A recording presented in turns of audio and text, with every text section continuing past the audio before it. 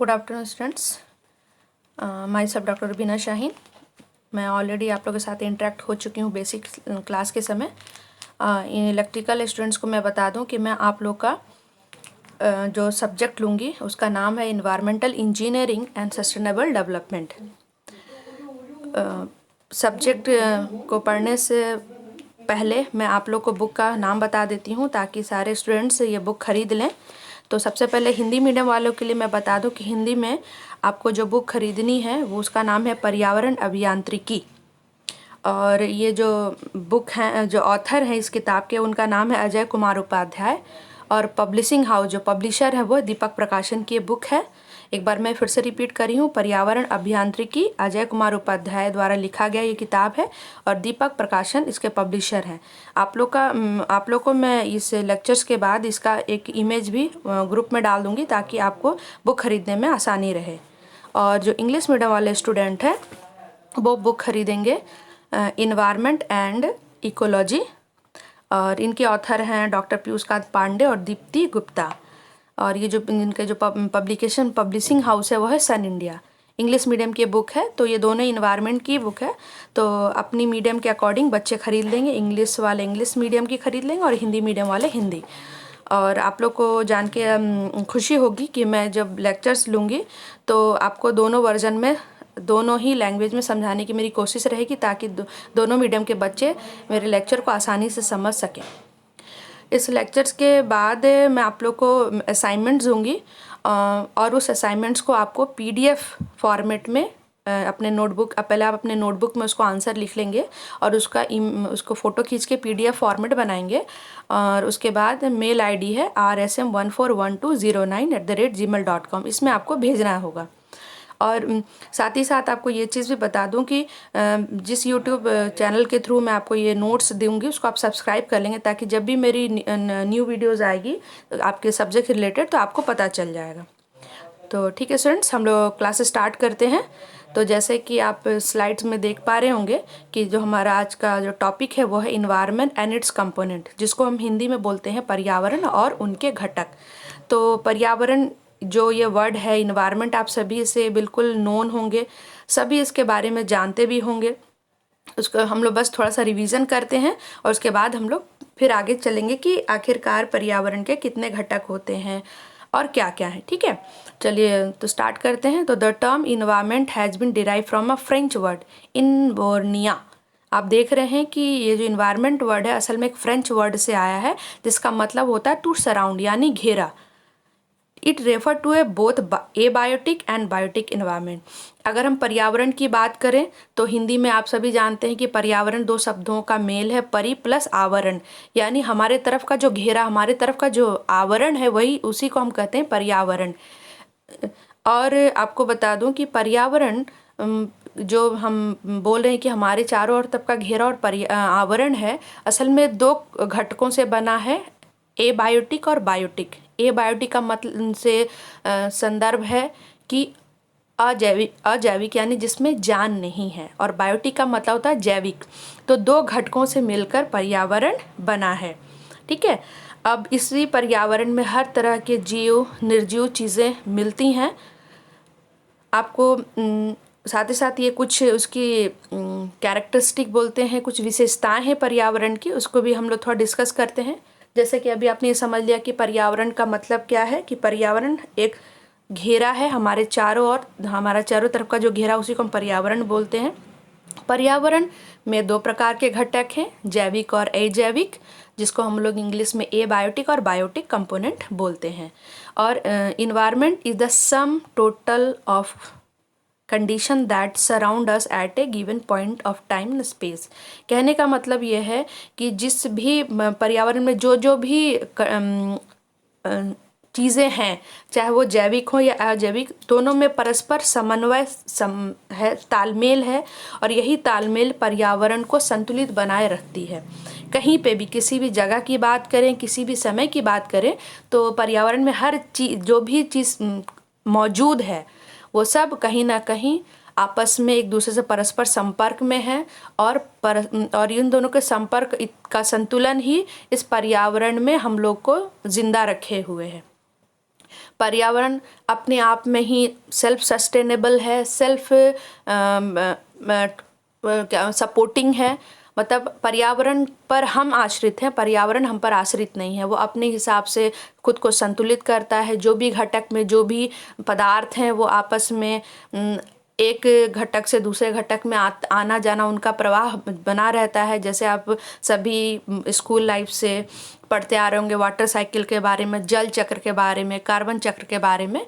तो मैं बस थोड़ा सा हिंट करना चाहती कि वो जो कार्बन है, एक तत्व है, वो किस तरीके से पहले हवा में रहता है कार्बन डाइऑक्साइड के फॉर्म में, फिर वो फोटोसिंथेसिस प्रोसेस के थ्रू प्लांट में आता है कार्बन। उस प्लांट को जब एनिमल्स खाते हैं, ह्यूमन बींग्स खाते हैं, तो वो कार्बन हमारे अंदर आ जाता है। उसके बाद जब तक हम सर्वाइव करें, ठीक है, उसके बाद हमारी अगर डेथ हो जाती है तो हम अगर मिट्टी में मिल गए या पानी में बहा दिए गए तो उस कंडीशन में हम मिट्टी में वो कार्बन कहाँ मिक्स हो गया, मिट्टी में। फिर उसके बाद जो पानी में बह गया, जो डेड रिमेन्स था, वो पानी में घुल के कार्बन पानी में चला गया। तो आप ऐसे देख रहे हैं कि कार्बन हर जगह मौजूद है और ये पर्यावरण ही है जो इतने अच्छे से इसको सबको संतुलित करके रखा है। इसलिए इसको बोलते हैं सेल्फ सपोर्टिंग, खुद से ही सब, और मतलब उसको, और वो क्रियाशील है। मतलब पर्यावरण में हर एक काम कंटिन्यू चल रहा है, वो कहीं पे भी कुछ रुका हुआ नहीं। कोई जो भी पदार्थ है एक चक्र से दूसरे चक्र में, एक जगह से दूसरे जगह में उसकी कंटिन्यूसली उसकी मूवमेंट बनी हुई है और इसी वजह से पर्यावरण हमारा संतुलित है। कहीं पे भी कोई भी पदार्थ इकट्ठा नहीं होता। अगर ऐसा होगा तो पर्यावरण असंतुलित हो जाएगा और कहीं ना कहीं उसका बुरा असर हम पर और यहाँ पे रहने वाले जीव जंतु पर पड़ेगा। पर पर्यावरण अपने आप को पूरी तरीके से संतुलित बना के रखता है। ठीक है। अब यह भौतिक, जैविक और सांस्कृतिक तत्वों के परस्पर क्रिया प्रणाली से युक्त है जो व्यक्तिगत और सामूहिक रूप से परस्पर जुड़े हुए हैं। जैसे अभी मैंने बताया कि जैसे अब ह्यूमन बीइंग की बात करें, वो जैविक जान वाली चीज़ों पे है, उस पर भी डिपेंड कर रहा है। जो निर्जीव है उस पर भी डिपेंड कर रहा है। जैसे हवा, वो निर्जीव है, हम उसके बिना सर्वाइव नहीं कर सकते। सांस लेने के लिए हमको ऑक्सीजन ज़रूरी है। तो उसी तरीके से खाने के लिए हम लोग प्लांट्स पे डिपेंड है, एनिमल्स पे डिपेंड है, तो वो लिविंग थिंग्स हो गए। तो परस्पर जो है इस पर्यावरण में रहने वाले सभी जीव जंतु जैविक और अजैविक दोनों घटकों पर अपने जीवन को व्याप्त करने के लिए दोनों पे पूरी तरीके से निर्भर हैं और पर्यावरण उनको ये ऐसा वातावरण मुहैया कराती है ताकि यहाँ पे रहने वाले सभी जीव जंतु बहुत आराम से रह सकें। ठीक है। उसके बाद environment regulate the life of the organism including human beings. पर्यावरण यहाँ पे रहने वाले जीव जंतु के जीवन को नियंत्रित कर रही है। जैसे अभी मैंने बताया कि सब जो भी एक चिड़िया भी है, अगर एक बर्ड भी है तो वो भी खाने के लिए आश्रित है ग्रेन्स पर, पीने के लिए पानी पे आश्रित है, सांस लेने के लिए हवा पे आश्रित है। तो वो सब कौन दे रहा है? वो सब हमको पर्यावरण दे रहा है। तो कहीं ना कहीं इस पृथ्वी पर रहने के लिए जो भी चीज़ें हमको दे रहा है वो पर्यावरण दे रहा है। इसलिए हम बोलते हैं कि पर्यावरण हमारे जीवन को नियंत्रित कर रहा है। अगर वो हमको हवा, पानी, खाना ना दे तो यहाँ इस पृथ्वी पर जीवन होना संभव नहीं है। इसके साथ आपको ये भी बता दूं कि बाकी जीव जंतु बहुत पर्यावरण के साथ जो उनका तालमेल है बहुत अच्छा है। पर दुख की बात है कि जो मानव है, मनुष्य, पर्यावरण के साथ रहकर उन पर आश्रित होने के बाद अपने कुछ भौतिक सुविधाओं को और अच्छा करने के लिए पर्यावरण के घटकों के साथ हस्तक्षेप कर रहा है, उनको डिस्टर्ब कर रहा है और जिसका बुरा असर पर्यावरण के हर जीव जंतु और घटक पर पड़ रहा है। आगे चलकर हम उस सब बातों को डिस्कस करेंगे किस प्रकार मानव के द्वारा किए गए क्रियाकलाप पर्यावरण को प्रभावित कर रहे हैं। ठीक है। अब हम कुछ जो पर्यावरण से जुड़े जो बड़े लोग हैं, जो रिसर्चर हैं, शोधकर्ता हैं, उनके कुछ कथनों को मैं यहाँ सामने रख रही हूँ कि उनके हिसाब से पर्यावरण क्या है। तो आप देखें, according to the P Gisbert, environment anything immediately surrounding an object and exerting a direct influence on it। मतलब पर्यावरण किसी वस्तु को तुरंत घेरने और उस पर प्रत्यक्ष प्रभाव डालने के लिए का नाम है ठीक उसी तरीके से E.J. रॉस ने कहा कि environment is an external force which influence अस, कि पर्यावरण एक बाहरी शक्ति है जो हमें प्रभावित करती है। तो ये दो अलग अलग कथन है पर्यावरण के बारे में, दो अलग अलग शोधकर्ताओं के द्वारा, पर्यावरण में जो ज़्यादा रुचि रखते हैं, जो अध्ययन करते हैं, उनके द्वारा ये बात कही गई है। उनके हिसाब से पर्यावरण की सही परिभाषा क्या है। पर अगर हम स्टूडेंट को अगर सीधे शब्दों में समझे तो पर्यावरण क्या है, तो पर्यावरण एक ऐसा घेरा है हमारे चारों ओर जो हमको प्रत्यक्ष और अप्रत्यक्ष रूप से प्रभावित करता है। ठीक है, ये तो बात हो गई पर्यावरण की। अब हम लोग बात करते हैं पर्यावरण के घटक के बारे में, कि पर्यावरण के कितने घटक हैं, कितने कंपोनेंट हैं। तो जैसा आपकी स्क्रीन में दिखाई दे रहा होगा, मैं स्क्रीन को थोड़ा बड़ा कर देती हूँ। देखिए, बायोटिक, फैक्टर और एबायोटिक, इसको हम फैक्टर की जगह कंपोनेंट भी लिख देंगे तो भी चलेगा, सिर्फ बायोटिक या एबायोटिक लिखेंगे तो भी सही है। तो अब देख लीजिए, बायोटिक का मतलब जिसमें जान है और एबायोटिक जिसमें जान नहीं है। ठीक है, तो एबायोटिक में देखिए कुछ factor, air, water, soil, sunlight, temperature, तो ये सब में जान नहीं है, पर ये भी पर्यावरण का ही एक हिस्सा है। ठीक है, अब हम फर्दर एयर, वाटर, सॉइल को क्लासीफाई करेंगे, उससे पहले हम लोग बायोटिक के बारे में जान लेते हैं कि बायोटिक में 3 घटक हैं। देखिए, पार्टी को फिर फर्दर 3 भागों में बांटा गया, प्लांट्स, एनिमल और डिकम्पोजर। प्लांट्स वो हो गए पेड़ पौधे, एनिमल्स जीव जंतु, और डिकम्पोजर हो गए जो डेड एनिमल प्लांट्स को जो खाते हैं, वो हो गए डिकम्पोजर्स। ठीक है, अब प्लांट्स प्रोड्यूसर हैं, प्रोड्यूसर इनका मतलब होता है जो अपना खाना खुद बनाते हैं।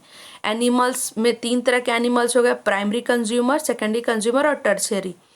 प्राइमरी कंज्यूमर जो डायरेक्टली प्लांट्स को खाते हैं, सेकेंडरी जो उस एनिमल्स को खाते हैं जो प्लांट को खा रहे होते हैं, और टर्शरी हो गए जो दोनों प्लांट्स और एनिमल को दोनों को खाने वाले जो होते हैं, वो टर्शरी कंज्यूमर्स कहलाते हैं। ठीक है, अब ये तो बात हो गई बायोटिक की।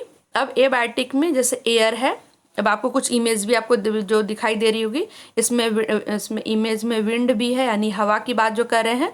तो जिसमें जो हम लोग सांस लेते हैं, कार्बन, प्लांट जो सांस लेने के लिए यूज़ करते हैं, जो सिंथेसिस करने के लिए यूज़ करते हैं कार्बन डाइऑक्साइड, और हम ऑक्सीजन। ठीक है, तो ये तो एबायोटिक की बात हो गई, किस तरीके से एबायोटिक में सनलाइट्स भी आ गया, जो सूर्य की रोशनी हम तक पहुँच रही, पृथ्वी तक आ रही है। सॉइल, जहाँ पे मिट्टी, जहाँ पे प्लांट्स ग्रो करते हैं, यानी जो हमारा खाने का जो सोर्स है, वो टेम्परेचर हो गया, तापमान, जो सूर्य की वजह से की रोशनी के समय ज़्यादा रहता है। सूर्य की जब रोशनी नहीं रहती तो टेम्परेचर कम होता है। साथ ही साथ जैसे जैसे हम ऊंचाई पे जाते हैं तो आप देखेंगे टेम्परेचर कम होता जाता है, और जितने हम लोग समुद्र तल से जितने पास में रहते हैं वहाँ पे टेम्परेचर ज़्यादा होता है। तो हम डिटेल में इन सबको पढ़ेंगे, तो अभी आप इतना समझ लीजिए कि इन्वायरमेंट यानी पर्यावरण के 2 घटक हैं, बायोटिक और एबायोटिक। हिंदी में बोलते बायोटिक को जैविक घटक और एबायोटिक का अजैविक घटक। इसी चीज़ को मैं हिंदी स्लाइड में भी आपको दिखा रही हूँ, हिंदी के जो मीडियम के स्टूडेंट्स हैं उनको आसानी हो जाएगी और समझने में, कि जैविक घटक जिसे बायोटिक कंपोनेंट लिखा है, उत्पादक, उपभोक्ता और अपघटक या वियोजक, जो अभी मैंने इंग्लिश में आपको दिखाया था। उत्पादक यानी प्रोड्यूसर हो गया, प्लांट्स की बात कर रहे हैं। उपभोक्ता यानी कंज्यूमर, यानी हम एनिमल की बात कर रहे हैं। और अपघटक यानी हम डिकम्पोजर की बात कर रहे हैं, उसको हिंदी में वियोजक भी कहा जाता है। ठीक है, उपभोक्ता के बारे में अभी जैसे मैंने बात करी, प्राथमिक उपभोक्ता प्राइमरी कंज्यूमर, द्वितीयक उपभोक्ता यानी सेकेंडरी कंज्यूमर, और तृतीयक उपभोक्ता यानी टर्शरी कंज्यूमर। प्राथमिक वो हो गए जो सीधे प्लांट्स को खाते हैं, द्वितीयक उपभोक्ता वो हो गए ऐसे एनिमल को खाते हैं जो प्लांट पर यानी पेड़ पौधों पर निर्भर करते हैं, और टर्शरी हो गए जो प्लांट्स को भी खाते हैं और एनिमल्स को भी खाते हैं। ठीक है, अब अपघटक में जीवाणु और कवक, मतलब यहाँ पे आपको बता दूं, जो डिकम्पोजर होते हैं वो प्लांट फॉर्म में भी होते हैं और एनिमल फॉर्म में भी। तो जो एल्गी होता है वो नॉर्मली उसको हम प्लांट के काउंट में कंसिडर करते हैं, पर वो भी सड़ी गली चीज़ों को कंज्यूम करते हैं।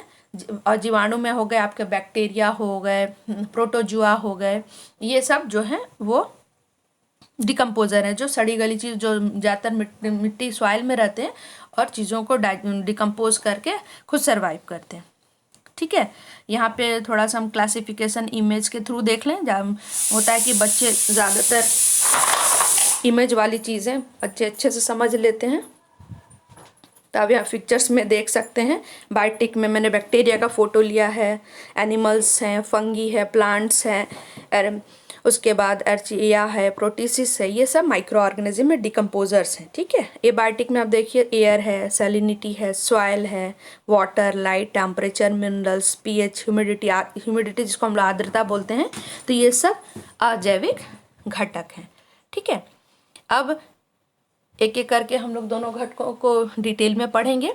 तो पहले अब इसके बाद की जो स्लाइड आप देख रहे हैं आपके सामने है क्लासिफिकेशन ऑफ एबायोटिक कंपोनेंट, यानी अजैविक घटक को किस तरीके से उसमें उसको वर्गीकरण किया गया है।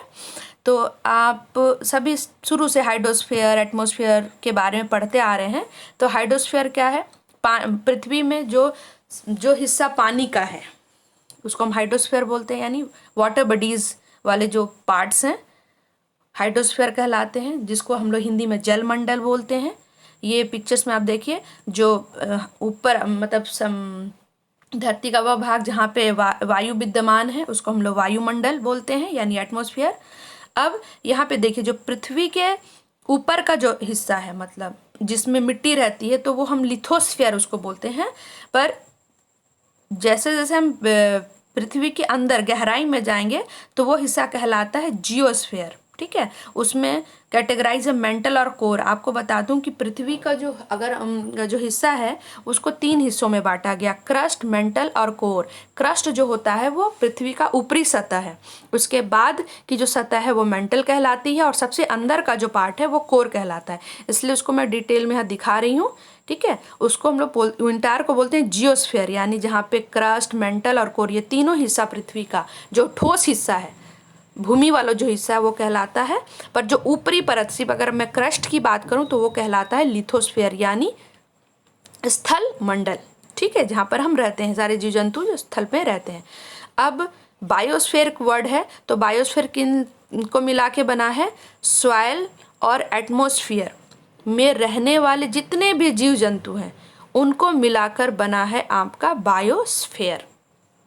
ठीक है, तो बायोस्फीयर से को हम लोग बाद में डिस्कस करेंगे। तो पहले तो हम एबायोटिक कंपोनेंट के बारे में बात कर लें। तो एबायोटिक में सबसे पहले हम बात करेंगे हाइड्रोस्फीयर की। ठीक है, तो हाइड्रोस्फीयर क्या है? जैसे मैंने हिंदी में कहा कि हाइड्रोस्फीयर को हिंदी में बोलते हैं जल मंडल। ठीक है, hydrosphere is the total amount of water on a planet. The hydrosphere include water that is on the surface of the planet, underground and in the air. जलमंडल क्या है? पानी का इस पृथ्वी पर, इस ग्रह पर जितनी पानी का जहाँ जहाँ स्रोत है उन सबको मिला दिया जाए तो कहलाएगा जलमंडल।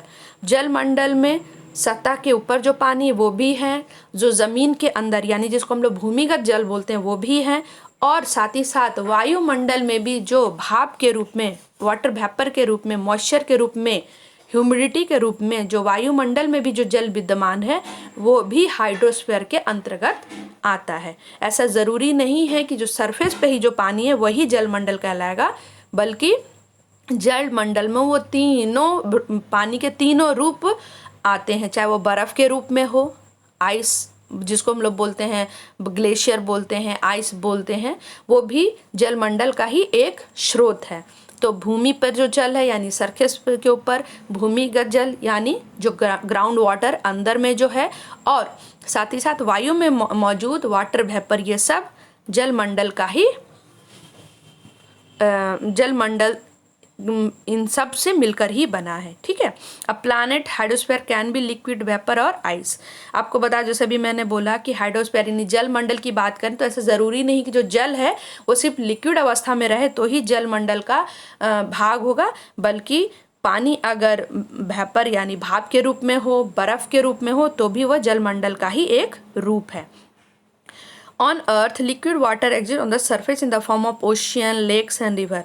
सरफेस पे अगर हम बात करें, भूमिगत जल की बात करें, तो भूमिगत जल का जो स्रोत है जलमंडल में वो कौन कौन से? समुद्र हो गया आपका, उसके बाद लेक यानी झील, रिवर यानी नदी, तो साथ ही साथ पॉन्ड भी आप बोल सकते हैं, तालाब, जो छोटे छोटे लोग मैन मेड द्वारा, ह्यूमन बींग द्वारा, मनुष्य द्वारा बनाए गए कुछ तालाब होते हैं, कुछ प्राकृतिक रूप से तालाब बन जाते हैं। तो भूमि पर मतलब सरफेस के ऊपर जो बोलते हैं उन जल का जो स्रोत है जो भूमि के ऊपर हैं, ठीक है। सतही जल जिसको हम लोग बोलते हैं, उसके वो कहाँ कहाँ मौजूद है? समुद्र में, झील में, नदी में, पौंड में, ठीक है।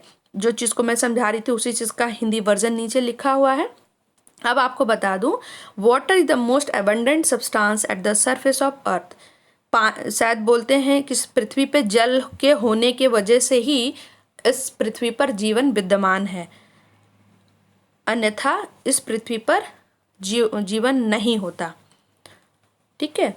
अब आपको बता दूं कि इस पृथ्वी पर अगर हम कुछ समय के लिए मान लें कि कितना पानी मौजूद है, तो एक टेंटेटिव मतलब एक अप्रोक्स अंदाजन ऐसा बोला जाता है कि 1.4 बिलियन क्यूबिक किलोमीटर यानी 326 मिलियन क्यूबिक माइल्स तक का पानी यहाँ पर मौजूद है। और ये पानी लिक्विड के फॉर्म में है, फ्रोजन फॉर्म यानी बर्फ के रूप में है, ग्लेशियर के रूप में है, भूमिगत जल के रूप में मौजूद है, ठीक है। यहाँ जैसे हमें इमेज आप देख रहे हैं, एक तरफ बर्फ दिख रहा होगा, आपको नीचे बहता हुआ झरना दिखाई दे रहा है, समुद्र दिखाई दे रहा है, एक तरफ नदी है, तो ये सब ये जलमंडल का ही भाग है।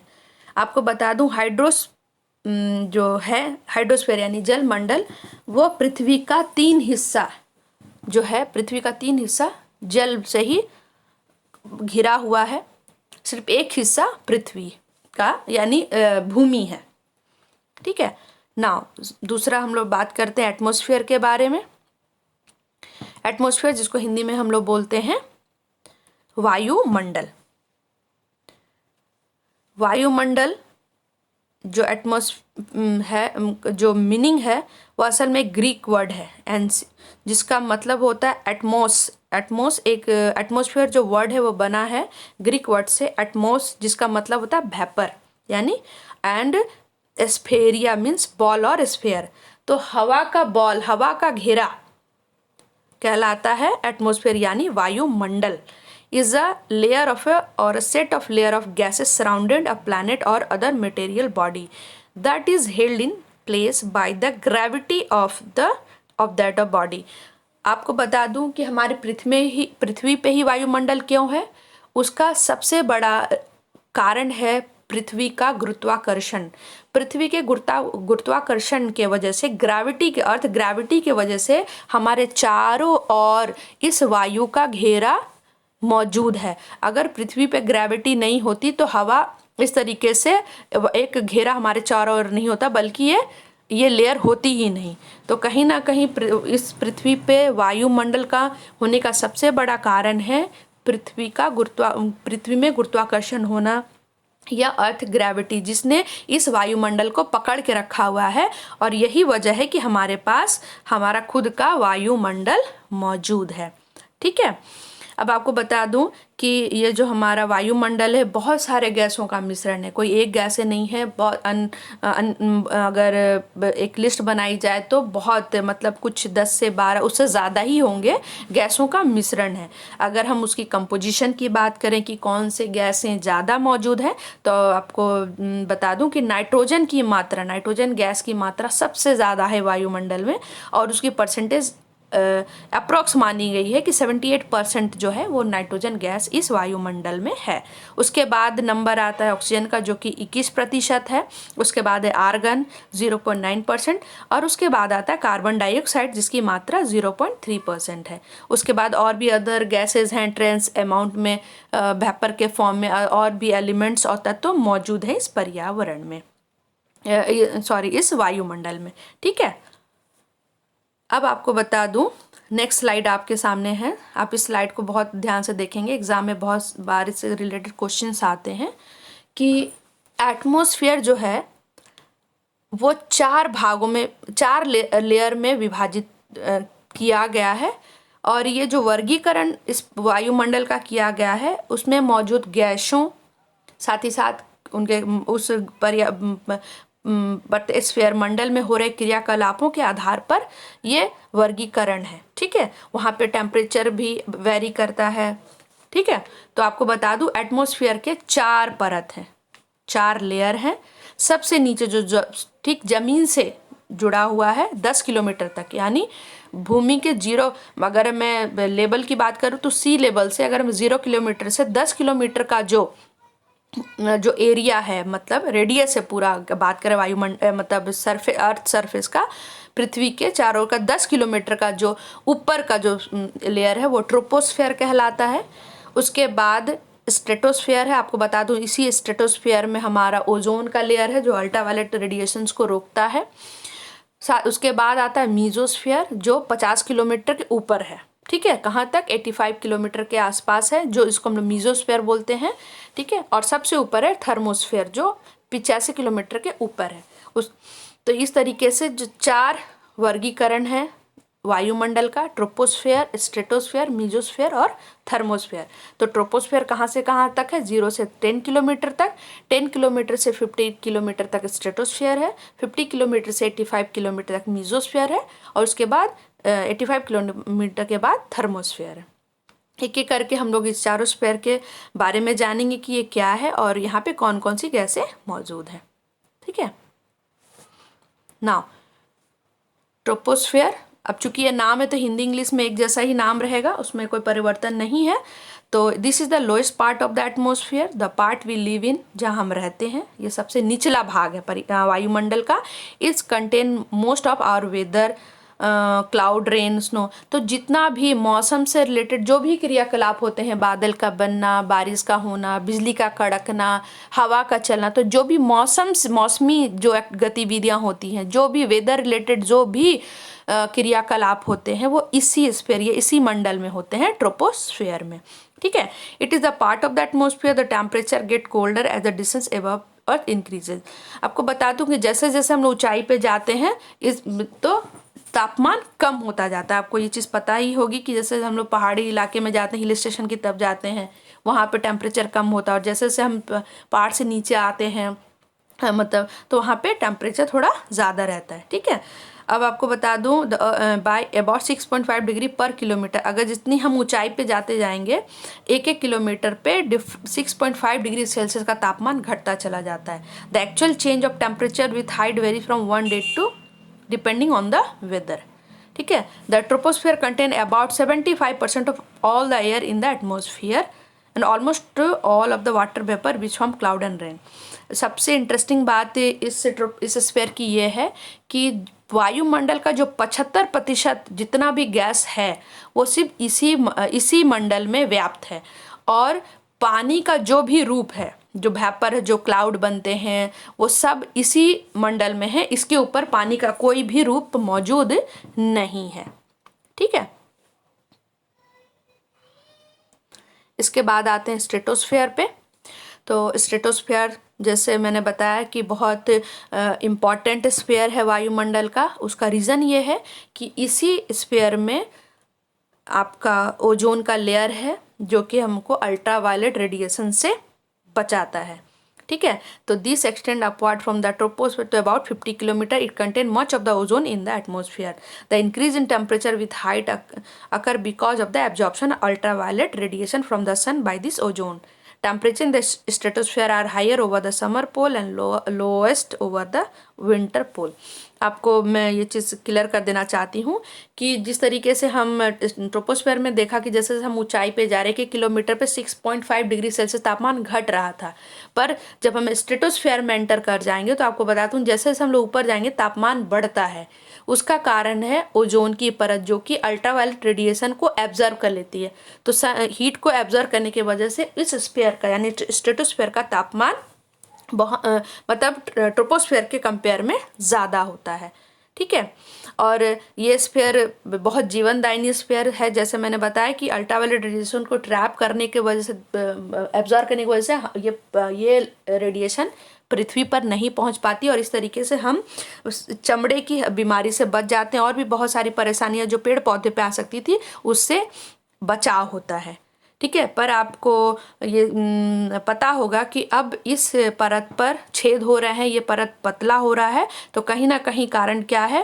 ह्यूमन बींग्स की एक्टिविटी, यानी मनुष्य द्वारा जो गए क्रियाकलाप है उसकी वजह से अब इस ओजोन की परत पतली हो रही है, उसमें छेद हो रहा है। उसका सबसे बड़ा जो कारण है वो है क्लोरोफ्लोरोकार्बन, जिसको शॉर्ट में CFS बोलते हैं।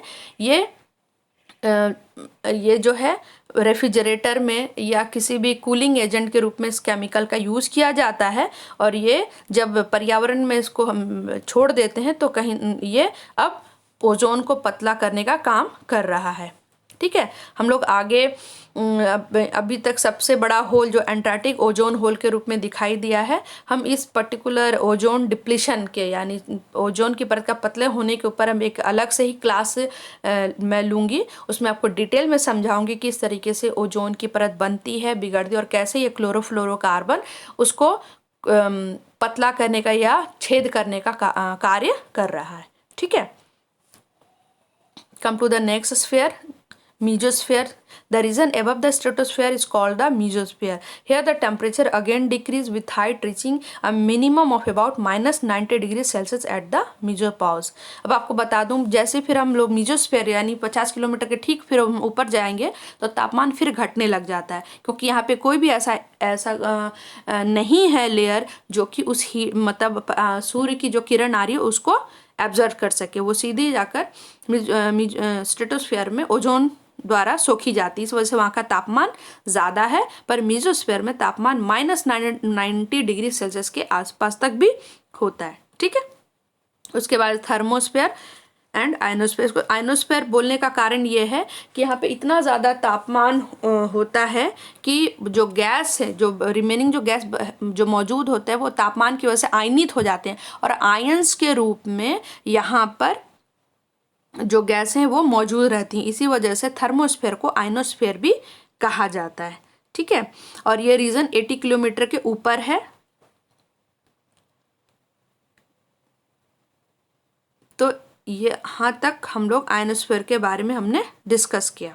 ठीक है, तो यहाँ अब आपको मैं नेक्स्ट क्लास में डिस्कस करूँगी कि ये तो हमने जलमंडल का पढ़ा के बारे में जाना और वायुमंडल के बारे और वायुमंडल के विभिन्न परतों के बारे में बात की। नेक्स्ट क्लास में हम लोग स्थल मंडल के बारे में पढ़ेंगे और बाकी जैविक घटक के बारे में डिटेल में डिस्कस करेंगे। ठीक है स्टूडेंट्स, अब मैं आपको इसी रिलेटेड कुछ असाइनमेंट क्वेश्चंस आपको दूंगी जो कि आपको नोटबुक में लिखना है और लिखकर उसकी इमेज को PDF फॉर्मेट में बना के मुझे आप मेल करेंगे। मैं आपको व्हाट्सअप करके अपनी मेल ID की जानकारी भी दूंगी। ठीक है स्टूडेंट्स, मिलते हैं नेक्स्ट क्लास में। Have a nice day.